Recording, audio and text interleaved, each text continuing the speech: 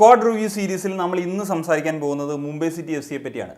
Mumbai city F സിക്ക് എന്താണ് ഈ സീസണിൽ സംഭവിച്ചത് എന്നുള്ള കാര്യം. അങ്ങനെ വരുമ്പോൾ മറ്റു പല ക്ലബ്ബുകളുടെ മാനേജ്മെന്റ് പറയാം, മുംബൈ സിറ്റി എഫ് സിക്ക് ഇത്തവണ ഒരു അടിപൊളി സീസൺ അല്ലായിരുന്നോ, ISLന്റെ പ്ലേ ഓഫ് കളിച്ചു, സൂപ്പർ കപ്പിന്റെ സെമി ഫൈനൽ കളിച്ചു.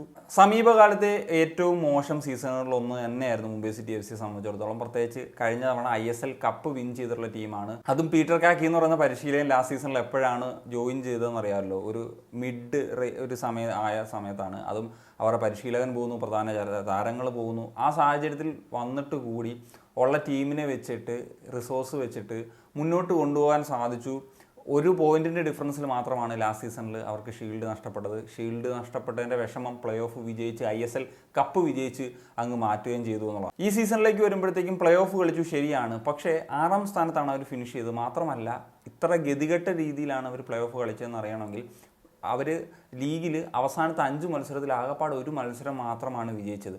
അപ്പോൾ തന്നെ നമുക്ക് മനസ്സിലാക്കാം, മറ്റ് ടീമുകൾ, അതായത് പ്ലേ ഓഫിലേക്ക് യോഗ്യത നേടാത്ത ടീമുകളുടെയൊക്കെ അടക്കം പെർഫോമൻസ് ഒന്ന് താഴെ പോയതും കൂടി ഒരു ഫാക്ടർ ആയിട്ടുണ്ട് മുംബൈ സിറ്റി എഫ് സിക്ക് ഈ സീസണിൽ പ്ലേ ഓഫ് കളിക്കാൻ. എന്താണ് മുംബൈ സിറ്റി എഫ് സിക്ക് ശരിക്കും പറ്റിയ ചില പാളിച്ചകൾ എന്ന് പരിശോധിക്കുന്ന സമയത്ത് ഏറ്റവും പ്രധാനപ്പെട്ട ഒരു കാര്യമാണ് അപ്പുയ എന്ന് പറഞ്ഞിട്ടുള്ള താരം മുംബൈ സിറ്റി എഫ് സിയിൽ നിന്ന് മോഹൻ ബഗാനിലേക്ക് പോയൊരു കാര്യം.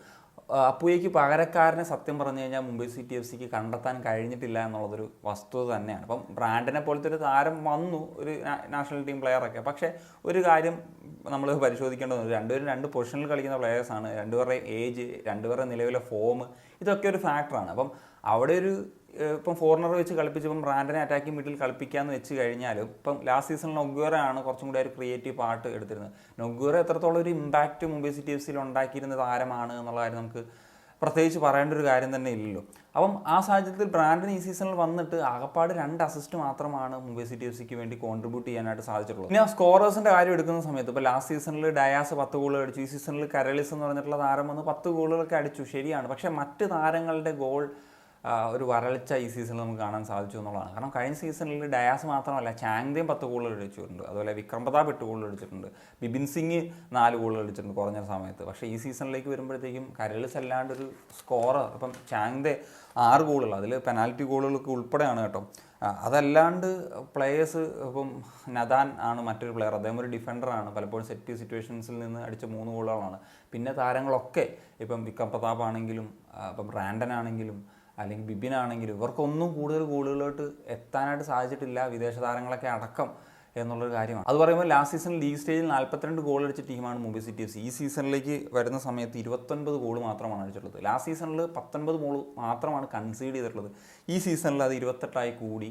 മാത്രമല്ല, പ്ലേ ഓഫിൽ 5 ഗോളിനാണ് ബംഗളൂരു എഫ് സിയുടെ തോറ്റ് പുറത്താകുന്നത്. സൂപ്പർ കപ്പിലേക്ക് വരുമ്പോഴത്തേക്കും ഉള്ള സ്ക്വാഡൊക്കെ വെച്ചിട്ട് അത്യാവശ്യം ഡീസൻ്റായിട്ട് കളിച്ചു, പക്ഷേ അത്ര അങ്ങോട്ട് പോരായിരുന്നു എന്നുള്ളൊരു സാഹചര്യം തന്നെയാണ് ഉള്ളത്.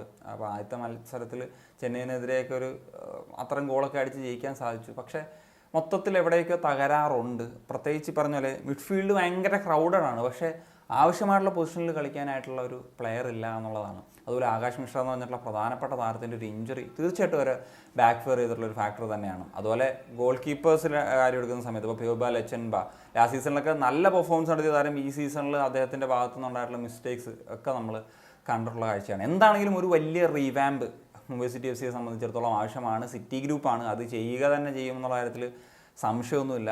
ആൻഡ് മുംബൈ സിറ്റി എഫ് സിക്ക് ഒരു തിരിച്ചുവരവ് എന്താണെങ്കിലും സാധ്യമാണ്. മിക്കവാറും എനിക്ക് തോന്നുന്നു പീറ്റർ കാക്കി നിലനിൽക്കാനുള്ള സാധ്യതകളുണ്ട്. ഇപ്പോൾ ആരാധകരുടെ ഇടയിൽ റാക്കി ഔട്ടൊക്കെ വിളിക്കുന്ന സാഹചര്യങ്ങളിലേക്ക് പോയിരുന്നു. എന്താണ് ഇപ്പം ഓണർഷിപ്പ് ഒരു കാര്യത്തിലേക്ക് തീരുമാനമൊക്കെ എടുക്കുന്നത് എന്നുള്ളത് നമുക്ക് നോക്കി കാണാം. So that's it guys. അപ്പം നിങ്ങളുടെ ഒപ്പീനിയൻസ് എന്താണ് ഈ ഒരു വിഷയത്തിൽ? കമന്റ് ബോക്സിൽ എഴുതാൻ ഒരു ഗാനിഷൻ സനിയ.